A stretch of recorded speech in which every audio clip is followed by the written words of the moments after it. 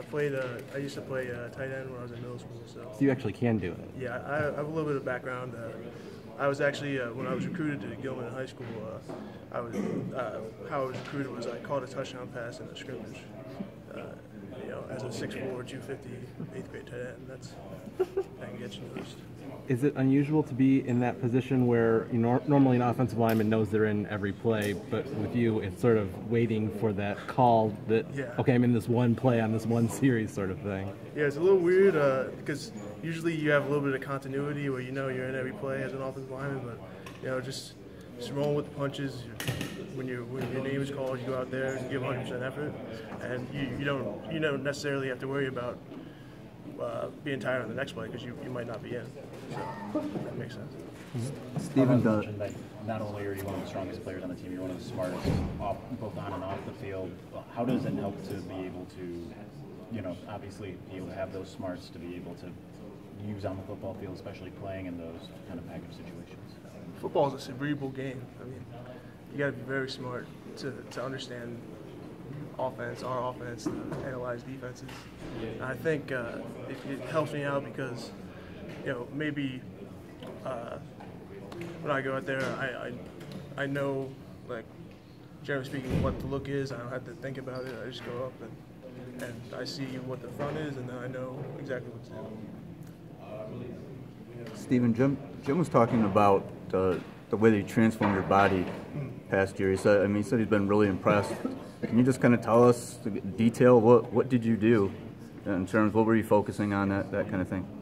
I don't think I did anything out of the ordinary. I think I was just in the construct of the program, just doing whatever I was told to do by the strength coaches and by Fergus and the nutrition program, and just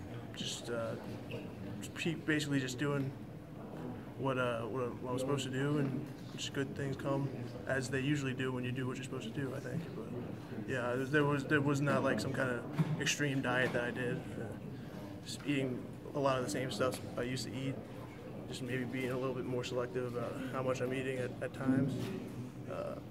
Yeah. He said he noticed that you were just getting really, really strong. He said everybody calls Ben Bench Mason. He said he kind of putting you in that category as far as being, dedicated in the weight room, that sort of thing. I guess, when do you notice when you are just, gaining strength? Is it when you're in practice and you're throwing guys around or blocking a little bit better? Can you describe when do you start noticing all that? I think I started noticing around spring where, like, maybe Mo wasn't pushing me back anymore, or just felt like I was holding my ground more and could move Monet off the ball. Like last year, I might have came off and had no chance, but now, it's more of a, toe-to-toe even battle, if that makes sense. I think the offensive line is in a groove right now, and talk about you guys like that all downhill and run blocking all day, right? Yeah, I mean, I think it helps out. It's kind of like my high school coach, Biff Poggi, used to always say that our running back would get better as the game goes along, as the defense wears down. And I think the more you run the ball, the more tired the defense gets from just getting pounded and pounded. And, that can have a snowball effect where, those 4-yard runs turn to 5-yard runs, turn to 10-yard runs, and then all of a sudden you're breaking a 50-yard run to the house. So Stephen, is this something where the offense, we've seen the past couple of weeks, offensive lines played as well as it has all year. Is it something where it just kind of clicked? What was the hurdle, I guess, with the line earlier in the year? I don't think there was a hurdle. I think it's hard for you guys to tell, but we were just so close for so long, and just the line between a great offensive line and a good offensive line can be so blurry, and I think we just kept pumping and pumping, and it finally broke. What are some of those fine details that maybe we don't notice? Just maybe you get a guy blocked for 5 seconds, but you don't strain for the 6th second, or maybe you're running downfield and you cut somebody down rather than just trying to push them. We've seen that next step in the running game, but is it similar in the pass protection, that you see that it's close in a way, that it's not quite there maybe, but still getting, it's something where it could make that step? Right, sure. Yeah, I think so. I mean, everything is progressive, and it's not change doesn't happen in a day. But I think progressively over time, I think we have gotten better, and I think we continue to get better as pass protectors up front. You mentioned pumping and pumping. Did Coach Trevno tell you that story about Yeah. his water days? Yeah. That was a direct reference. I mean, did you guys need a pick me up or a hey, keep going, it's almost there type of pep speech from him at that point? He gave it to us. Whether or not we needed it,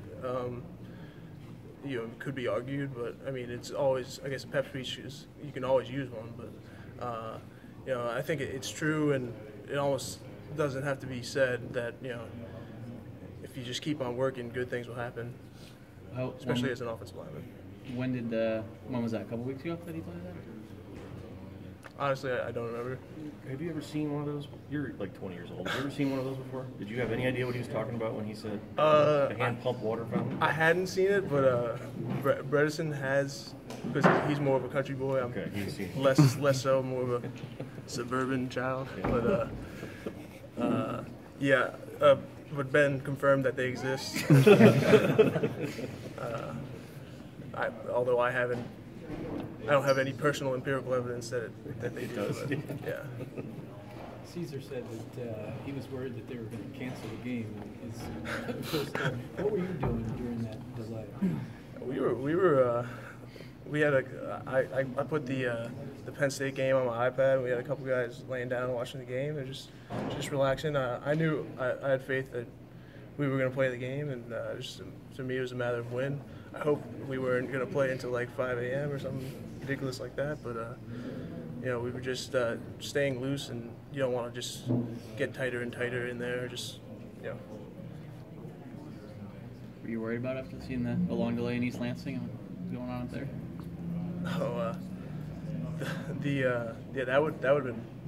That's their situation was probably much worse.